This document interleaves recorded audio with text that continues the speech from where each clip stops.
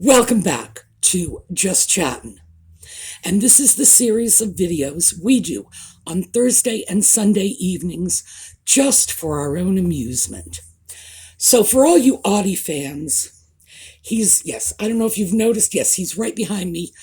He is licking his butt. He wasn't for a while, but as soon as I had done a sound check and started talking, saying, we're going to do a video about nutmeg, right over to the butt licking. He doesn't like her. And I don't know what it is. It's her voice. It's something about her voice that he finds just exceptionally irritating.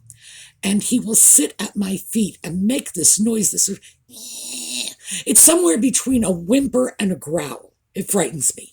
So whenever I have to listen to something she's doing, her podcasts or her docudramas or whatever, I do it with earbuds, but every once in a while I forget and I just hit the volume and then the cat's going bonkers. So he is giving us his opinion on the subject. Take it for what it's worth. Today, we are going to talk about her most recent cut article.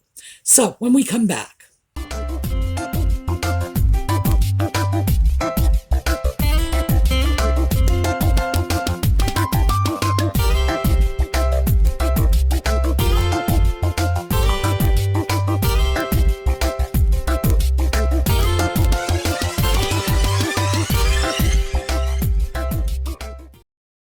So yes, nutmeg is back in the cut again. Now, the last time the cut featured an article about her, the author, I'm not sure. I am going to give the author what I consider to be the benefit of the doubt and say she savaged her. This was not accidental.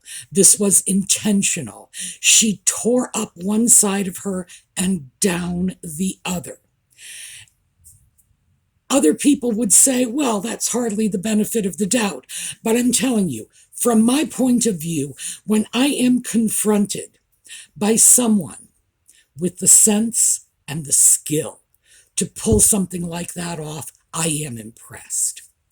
And this next article is in much the same vein, much shorter article, but this author has really done a number on nutmeg too. This author is, let me get that, Claire Lampin, and she is a staff writer for The Cut, for the New Yorker magazine, The Cut. I had to subscribe to it, by the way, and that always rankles. Usually I can get this information for free on the internet, but when you exhaust too many of these resources, they start asking for money. And I'll tell you, keeping up with nutmeg is an endeavor that does end up costing me, well, I don't want to make it sound like it's a lot of money. It was $1, like $1. Still, you got to realize that is a whole $1.20 more than nutmeg is worth. But still, that's what we did today. Subscribed to the New Yorker for, I think 6 weeks for $1. Who knows what I'm going to do at the end of that time with any luck at all. And this has been my sort of constant litany. It's a prayer that has never been answered. Maybe nutmeg will shut up and go away and I won't have to do this anymore. But as long as she is out there, I'm going to be doing this. So let's start with the article. And it's short, so I'm going to read it to you because I don't want to put you through the ridiculous hassle of paying $1 to read it. So here you go. The article is entitled, Is Meghan Markle Getting Back into Blogging? And it's dated March 13th, 2023, written by Claire Lampin, who is a staff writer for The Cut, and a woman of very incisive intellect. So, article reads, after 6 long years, famed blogger Meghan Markle may finally be resurrecting her defunct lifestyle site, The Tig. Markle pulled the plug on her, quote, passion project in 2017, shortly before becoming engaged to her partner in crimes of corniness, Prince Harry. But now she may be bringing back her beloved Tig. According to the Mirror and the New York Post, Markle has filed with the U.S. Trademark and Patent Office to launch a, quote, revamped version of the site covering, quote, food, cooking, recipes, travel, relationships, fashion, style, interior design, lifestyle, the arts, culture, design, conscious living, health, and wellness. As soon as next week. So let's take a quick break from this and start unpacking that paragraph. So there's quite a lot to be unpacked here. For starters, Nutmeg is once again threatening us with her blog, The Tig. Not surprising, it surely must be occurring to her that her recent forays into the media have not been a great success. And it certainly hasn't done what she has wanted it to do, which is, elevate her above everyone and show her off for the goddess she really is, da-da-da-da-da-da. But I have to say, I was stunned by the number of topics she feels that she has the expertise to cover. So here we go. Food, cooking, recipes. Wow. Now I'm going to take those all at once, all together, because in fact, food, cooking, recipes are pretty much the same topic. As far as I can tell, she knows how to make one dish, roast chicken. She and the sock puppet are continually speaking about how she is roasting a chicken. I roasted a chicken. She roasted a chicken. We ate roast chicken. Like, my goodness. Let me just cast back to my young adulthood. When I was in my 20s and my friends were marrying, remember, we were all born in the 50s, so our mothers were scratch cooks. If they made something, they didn't do it out of a package or a mix. They did it from scratch. If that chicken was fried, that's because they were shaking it in a bag of breadcrumbs. And almost everybody had that one dish they could make. You've been married 2 weeks and you learned how to cook whatever. Chicken fried steak, that was a big one. Roast chicken. I can grill a steak in the backyard, that sort of thing. And it just always struck me as this is what Nutmeg is offering to everybody. It's the same, oh, I'll roast a chicken. Purdue has come up with a chicken with a little plastic timer in the breast. So you put it in the oven at, I think, 325 degrees and wait until that little timer pops and your chicken is just perfectly roasted. How hard is that? The fact is, her only expertise in the field of food cooking recipes is the fact that she once lived with a restaurateur and chef, and that was Corey Vitiello.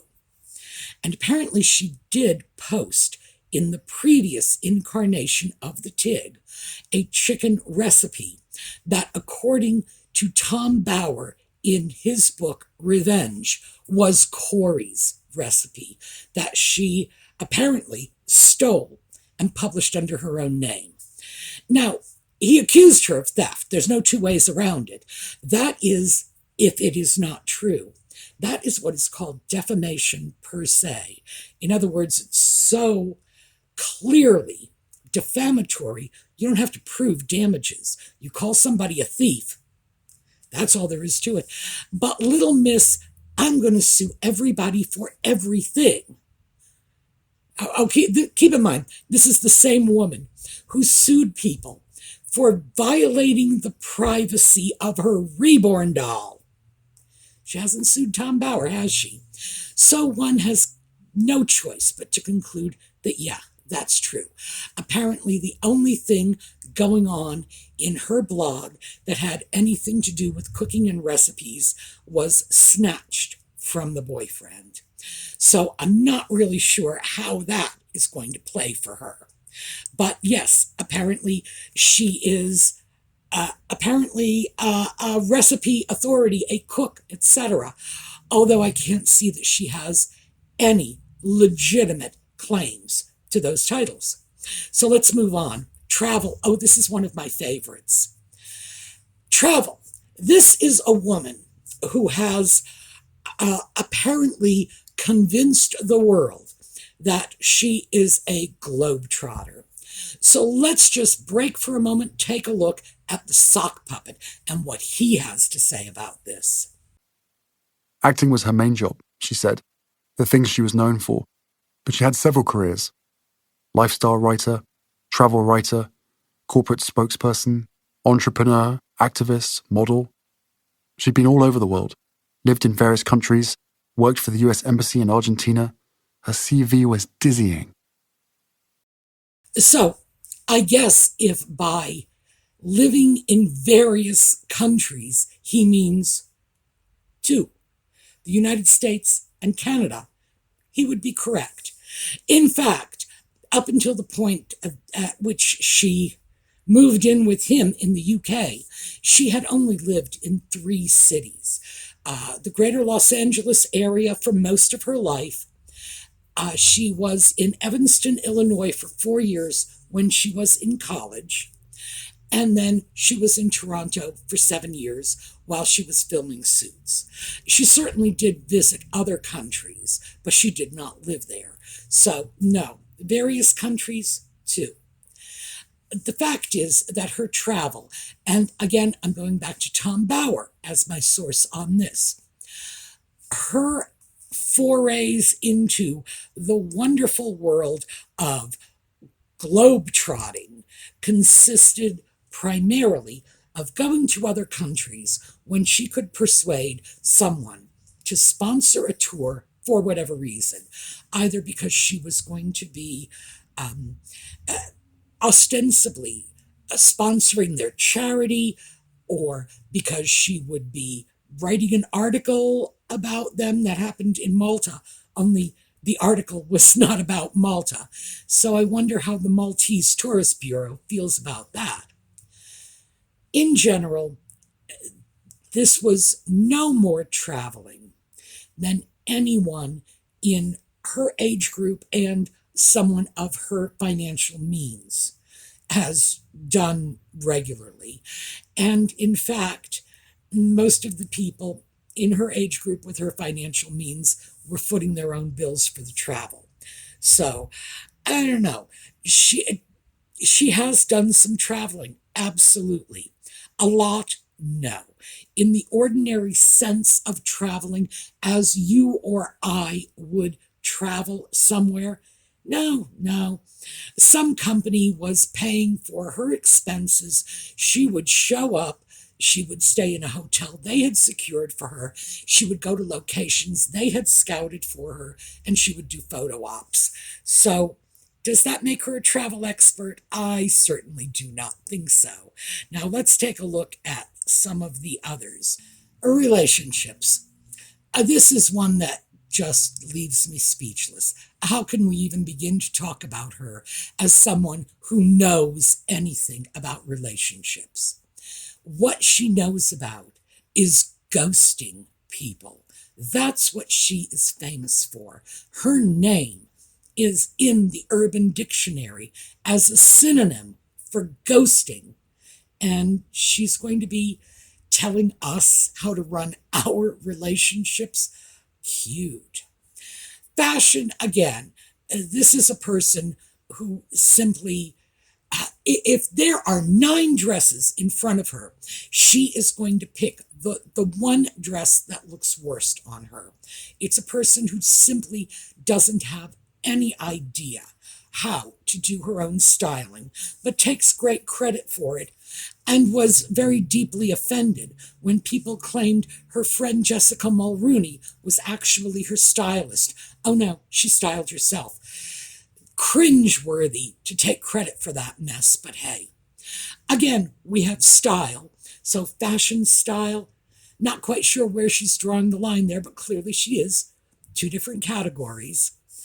Interior design, that is amazing because, of course, her interior design style it looks like a soap opera set that has been smothered in vanilla ice cream. I actually did a video about her apartment in Toronto in which she organized the books on the shelves according to color. I'm going to give that a moment. Let it sit in. All right. So my intellectuals have now had time to choke. Yes, really, she did. That's how she organizes her books, by color. Anyone who actually reads, of course, is having little baby heart attacks over the thought. But yeah, good heavens. As for lifestyle, the arts, culture, design, the woman is one of the trashier things to ever crawl out from under a rock. And the idea that she is holding herself up as the epitome of culture. By the way, the sock puppet had said the same thing, how cultured she was. It's like, I actually went over to the dictionary and picked it up, had it in my hand, because I thought, and is there a definition of culture I'm missing? In fact, there was.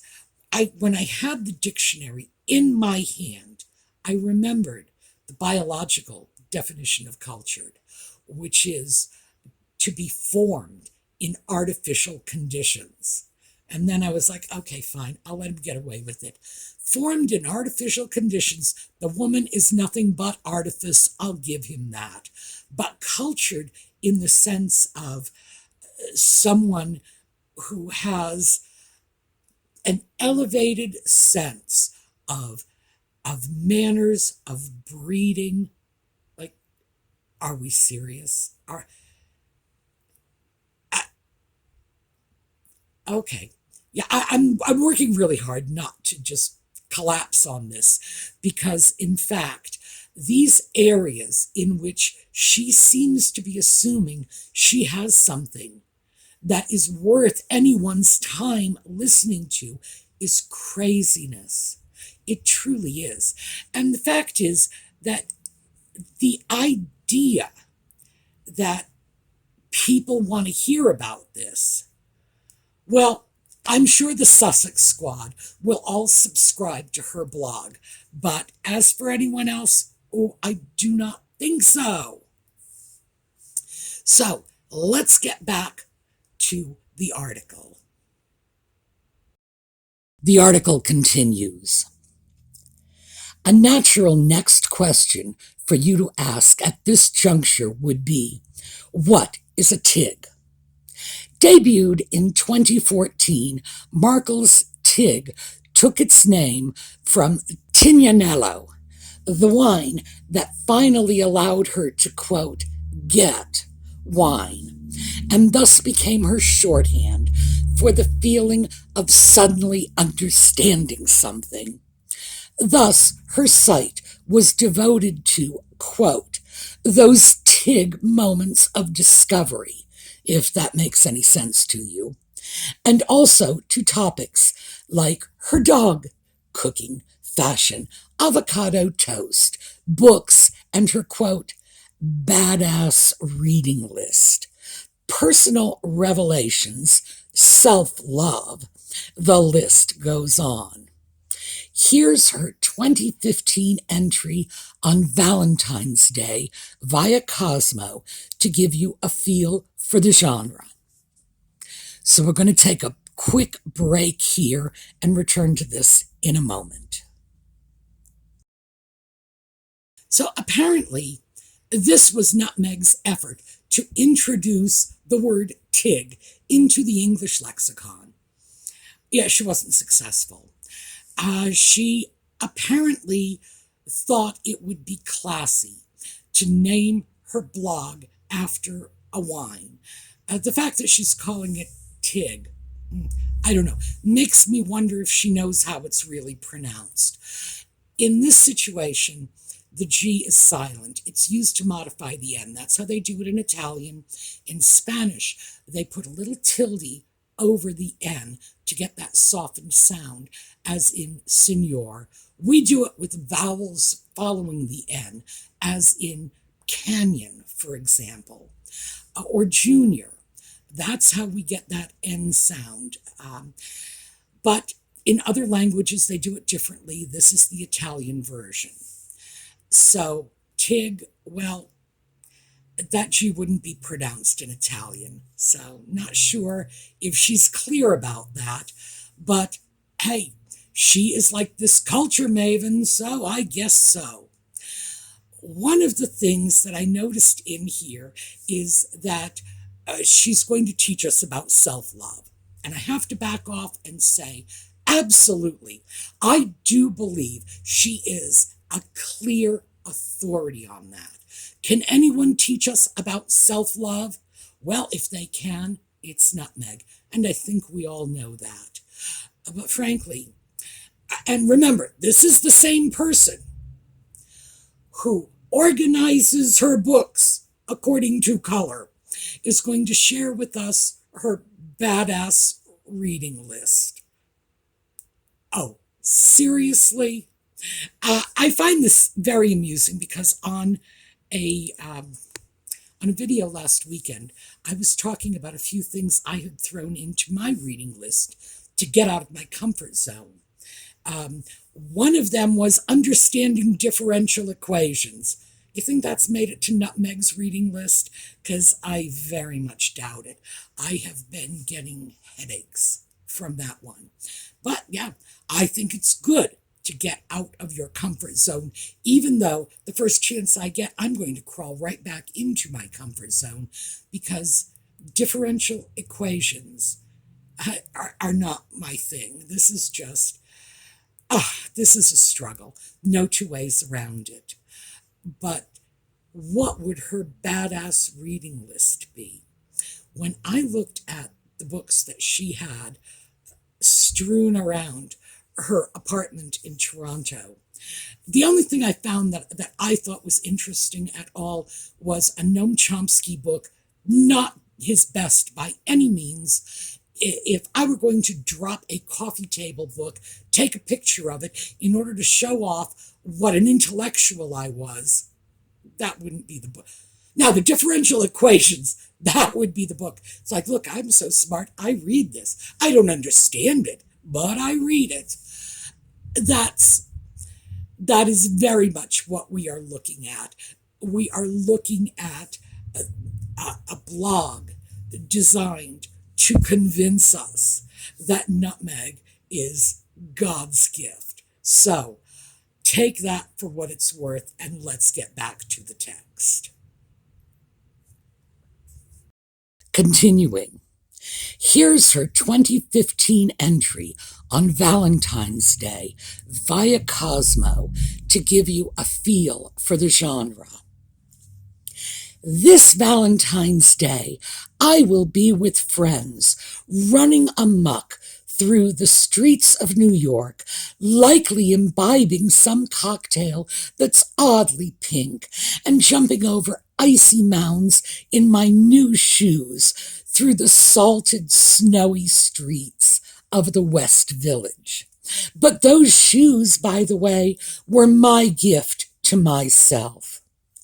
Because I've worked hard, because I'm not going to wait for someone to buy me the things I covet, nor do I want to, and because I want to treat myself as well as I treat those dearest to me, because I am my own funny Valentine. Once again, we're taking a quick break. The most delightful slap in this entire article was in that quote. It's one tiny word. When Nutmeg writes that she would be with friends running amok, she misspelled amok. And Ms. Lampin made a point of ensuring that we would notice. And she put a tiny little Latin word after amok. You do this in brackets, and you put in sic, S-I-C. That's Latin for thus. And what it means is that you are quoting someone else's error. Like, it's their mistake, not mine. In other words, they want to make sure the reader knows. They know how to spell the word amok, but Nutmeg screwed it up. I love when that happens. Truly, I do. That's one of those things that just tickles my little intellectual funny bone, because it's generally used in scholarship when you are quoting from a passage and you are quoting what someone else has written, even though you may know it's wrong, you may know that the spelling is incorrect, there's a grammatical error. What you're doing is you're saying, this is how it was in the original version. So I haven't altered the grammar or the spelling. And that's what Claire Lampin is saying. Oh, look, she doesn't know how to spell amok. For me, that was priceless. It's like, yes, okay, sure. Let's call it out.